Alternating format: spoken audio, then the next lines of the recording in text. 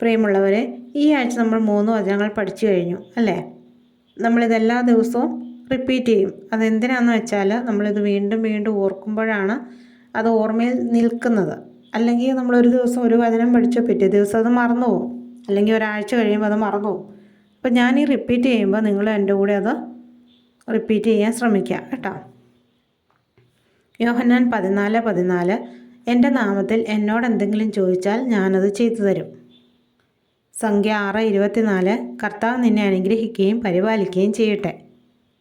സങ്കീർത്തനം 46:10 ശാന്തമാകുക, ഞാൻ ദൈവമാണെന്നറിയുക. ഇനി നമുക്ക് ഇന്നത്തെ വചനം പഠിക്കാം.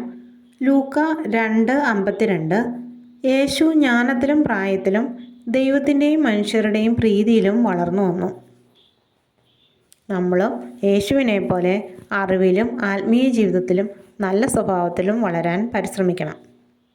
ദൈവത്തോടും മനുഷ്യരോടും നല്ല ബന്ധം പുലർത്തി ജീവിക്കുമ്പോൾ നമ്മുടെ ജീവിതം അനുഗ്രഹീതമാവും. എബ്രായർ 4:12 പറയുന്നു, ദൈവത്തിൻ്റെ വചനം സജീവവും ഊർജ്ജസ്വലവുമാണ്, ഇരുതല വാളിനേക്കാൾ മൂർച്ചയേറിയതും ചേതനയിലും ആത്മാവിലും സന്ധിബന്ധങ്ങളിലും മജ്ജയിലും തുളച്ചു കയറി ഹൃദയത്തിൻ്റെ വിചാരങ്ങളെയും നിയോഗങ്ങളെയും വിവേചിക്കുന്നതുമാണ്.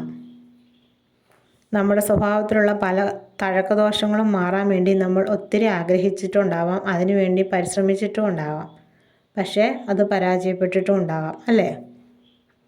നമ്മുടെ സ്വഭാവത്തിന് മാറ്റം വരുത്താൻ നമുക്ക് സാധിക്കില്ല. അതിനുള്ള ഏറ്റവും നല്ല മാർഗ്ഗമാണ് നമ്മൾ വചനങ്ങൾ പഠിക്കുകയും അത് ഏറ്റുപറയുകയും നമ്മളത് റിപ്പീറ്റ് ചെയ്ത് പറഞ്ഞുകൊണ്ട് നടക്കുകയും ചെയ്യുന്നത്. നമ്മുടെ ഉള്ളിലേക്ക് വചനം കയറുമ്പോൾ നമ്മുടെ ഉള്ളിലുള്ള തഴക്കദോഷങ്ങൾ പുറത്തേക്ക് പൊക്കോളും.